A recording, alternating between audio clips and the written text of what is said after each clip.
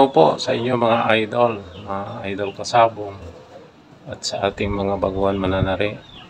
Meron na naman po akong isi-share po sa inyo ng kaalaman at sana po makatulong po sa ating mga baguhan mananari at yung mga nag-aaral pa lang po sa pagtatari mga idol. Ayan, bago tayo umpisa po, magpasalamat po muna po sa inyong lahat sa inyong suporta po sa aking channel.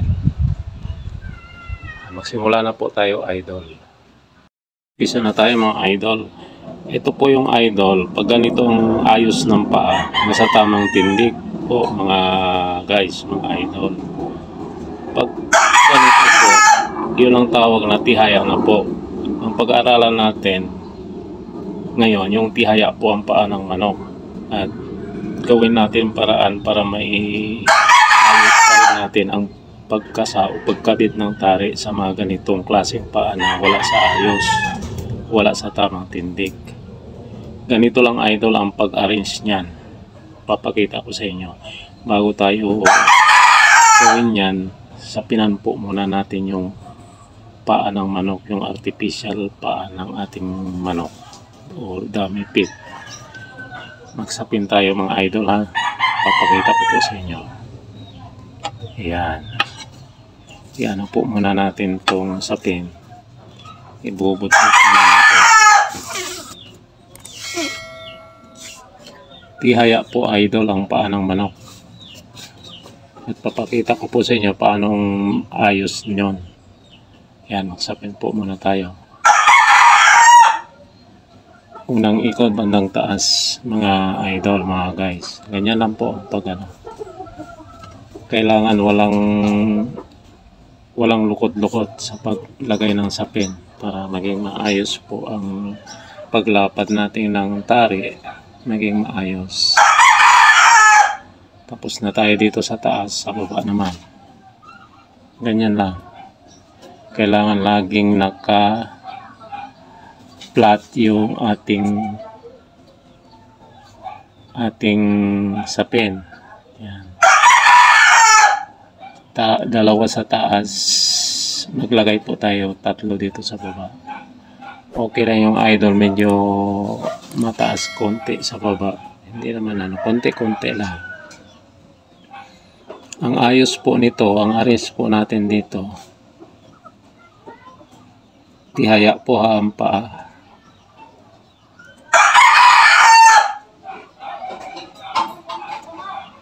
Ayan. Ayan, ganyan ang estilo ng paa ng ating manok. Yung forma ng ating manok na tinatarian natin. Ayan. Siyempre, nakatihaya yan. Ngayon, ilagay natin sa tamang ayos ng tari at yung natin, yung paunan. Yan mga idol.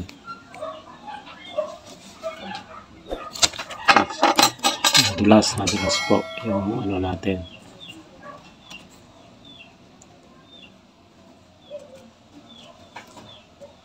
Yan, ganyan po ang estilo ng paa ng tihaya po. Ganyan.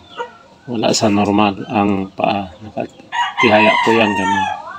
Ganyan ang itsura ng paa na tihaya. Ayan.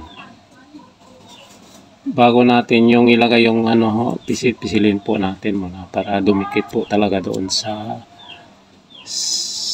leather boot. Ayan, ikotin na po natin tong sapin. Isa sa baba, dalawa sa taas.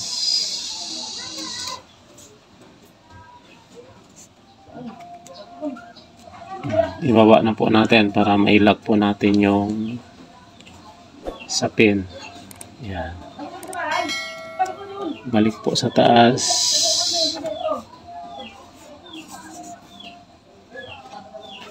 Ayan, balik sa taas.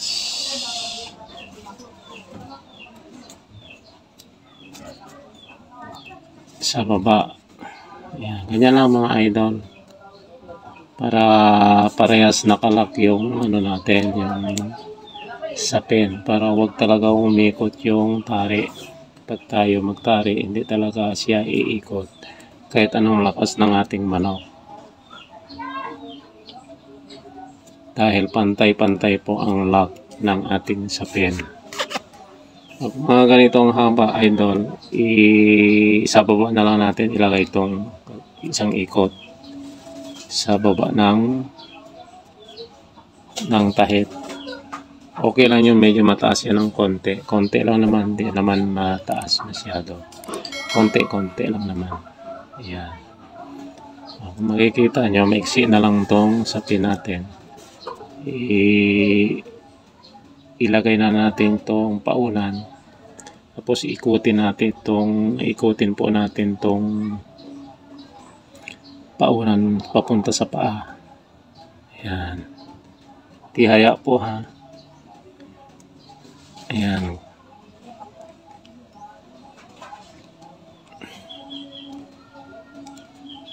Yung idol, ganyan ang estilo ng ano, yung tihaya. Ayan o, tinan nyo. Tihaya. Kaya ganyan ang ayos ng ating sapin. Ayos ng ating sapin at yung paunan. Kung makikita nyo, lapad na lapad dito sa kanto ng leather boot. Ibig sabihin, malakas po ang ating paunan pag nakasandal po dito sa kanto ng leather boot, yung leather boot na ikabit natin. Ayan. O ganyan ang estilo. Ayan, kung makikita nyo, pantay pa rin, di ba? Pantay pa rin yung paunan doon sa ano natin, sa paa, sa may tahid. O, ganyan ang estilo. Kasi binaba po natin ng konti itong yung paunan. Kasi kung itaas natin, wala na, hindi natin makuha yung pantay ng paunan. Ayan, ganyan po ang paglagay natin ng paunan pag ang paa ng manok natin ay tihaya. Ayan. Ngayon, ilagay po natin itong tari na walang dulo, mga idol ha. Sinadya ko talaga alisin para makita nyo talaga, at ito naman tutorial lang po, kahit walang dulo yung tari pwede naman, kasi andito naman yung pinaka ng tari, yung pinaka puno, iyon pwede na rin natin tong kuhanan ng pang-asinta. Yan, maglagay po tayo ng tali sa tari, sa tinidor ng tari. Ibubut-buto natin, ganyan lang. Lahat po yung mga idol, nilagyan na natin ng pagkit para dumikit talaga po doon sa pin at sa paunan. Malaking tulong po kasi kung yung gamit natin may mga pagkit. Ayan, ikutin lang po natin. Kaya may purpose po ito, para dumikit lang po doon sa paunan at sa sapin. Itong ginagawa natin na iniikot po natin yung tali sa tinidor ng tari. Ayan, para huwag dumulas. Ayan, idol ha. Itong tari natin may singsing. Tari na walang dulo.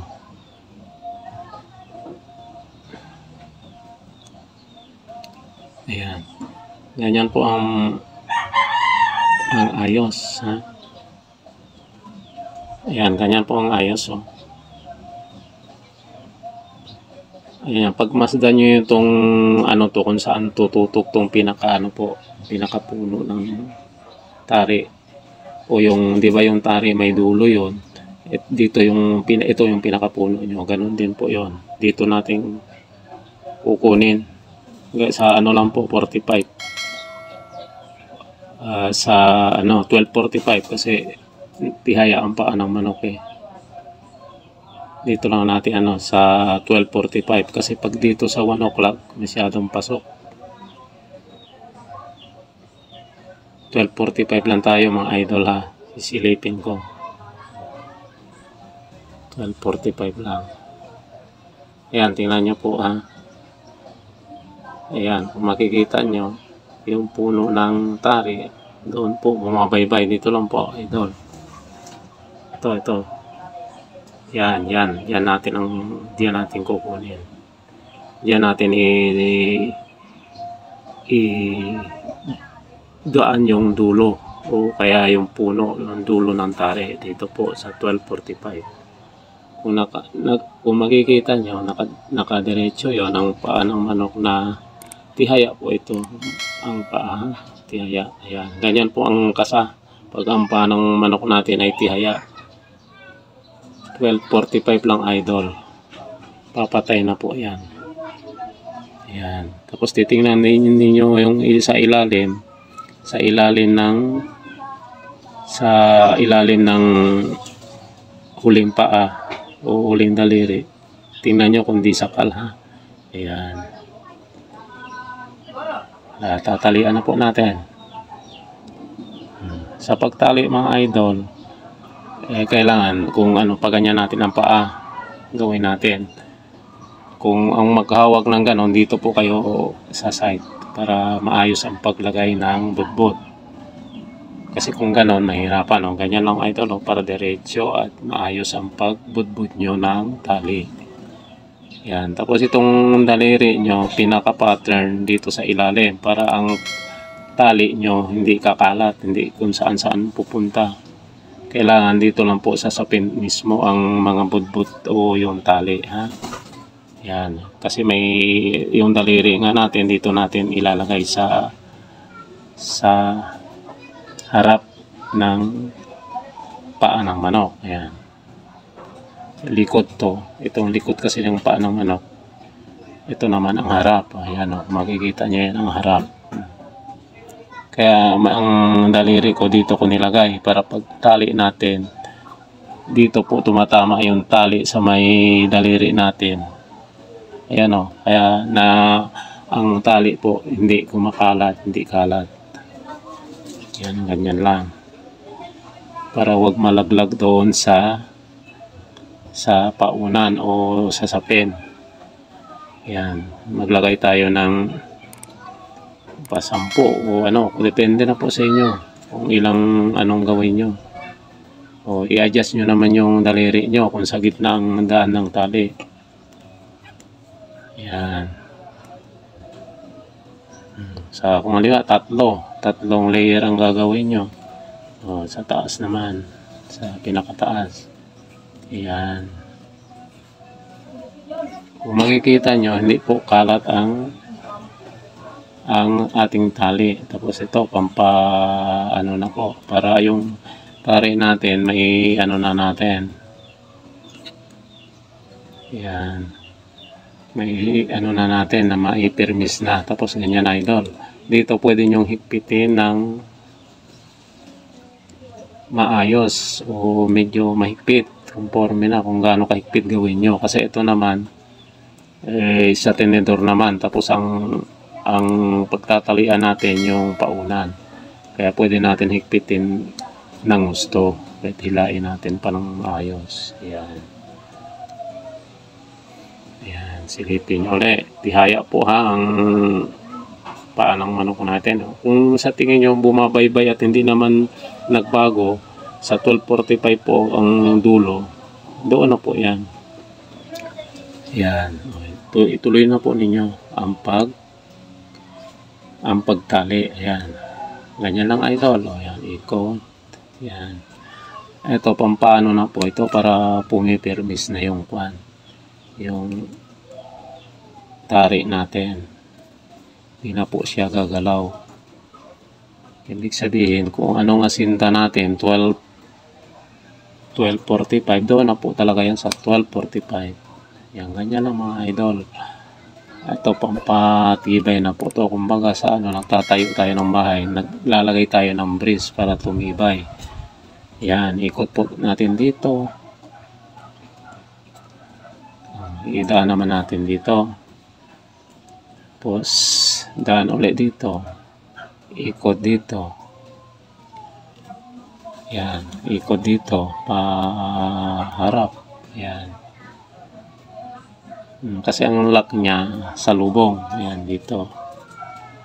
Ikot. Ikot ulit po. Ganun lang po. Kailangan maging matibay kasi ang ano natin. Tapos dito na po natin. Gitna o. Gitna o. Ibaba. Ibaba, gitna. Ganyan natin. Ikot. Tapos dito. Konektado po doon sa ating pauna. No? Ipasok lang nyo doon sa may tinidor. Ayan. Ganito. Ayan. Para yung pauna hindi rin po gagalaw. Yan, ganon. Kung ilang gusto nyong ilagay. Yan, nakita nyo. Ganyan ang itsura. Oh. Ibig sabihin, kontrahan na po, idol. Ayan. Meron dito, meron dito. Meron sa gitna. Tapos ikot nyo. Gusto nyo na siyempre matibay. Ibaon ulit natin dito sa ano. Para kasi pag isisiksik natin dito yung ano nung itong tali lalong humigpit. Higpit po yan mga idol. Tapos ikot nyo. Yan. Kontrahan po ito mga tali. Yan. Yan, di ba? Nakita nyo ganyan na. Yung mga natitirang sapin yung tali, di ba? May natitira pa, medyo mahaba-haba pa ito. Yan. Pagdaan nyo isang beses o dalawang beses. Kahit isang beses na lang. Yan. Yan, i-ano natin, i-daan ulit natin. Tapos dito po, siyempre ang lag niyan, sobra-sobra na. Talagang matibay. Kahit ganong lakas ng manok nyo, hindi na talaga siya talaga siya gagalaw. Doon na talaga po sa 1245. Ayan, yung ganyan, di ba nakita nyo? Sa 1245 na lang talaga siya. Hindi na pwede gagalaw pa yon. Itong natira mga idol. Kita ng bagbakan ng manok. Ito, ganito na lang gawin nyo. I-lock o isirado na ninyo yung mga nilagay nyong tali. Ayan, ganyan lang. Doon nyo ulit idaan. O kaya ibaba nyo ng konti. Ayan. Maglagay kayo mga 5. Ayan, basta ibubot nyo po. Ganyan. Ay, sorry. Ito, dito naman po sa gitna. Kung sa tingin nyo kung saan yung parang konti ang tali, dagdagan nyo po. Tulad nyo, dagdagan nyo. Hanggat maging parehas kalaki ang mga tali nilagay nyo dito. Ito sa bungan, lalagyan pa naman natin sa pinto kung sa mga tunay naman. Oh. Yan. Ikutin na natin itong yung sobra. Ikutin na natin dun sa tinidor. Yan. Tapos iganyan na natin. Lagyan natin ng tape. Ayan, tapos na tayo magtari. Sa tihayang manok, pwede po tayo magkasa ng 1245. Ayan, 1245 lang. Dito lang mga idol ha. Dito. Kasi kung dito natin ano sa alauna, masyadong na po. Dito lang. Kasi pag ng baba ng pag ganyan naman yan, pag palo naman po, pag ganyan naman. Sakto lang din po. Ayan. Kung nagustuhan nyo po yung senior kong video sa inyo, na lang po. Paki-share na lang. At paki-like na lang po sa aking video. Like and share. Kung gusto nyong maka-updated po kayo sa aking channel, pindutin lang yung notification bell para lagi po kayong updated po sa akin mga ginagawang mga video. So, maraming salamat sa mga suporta po ninyo mga idol.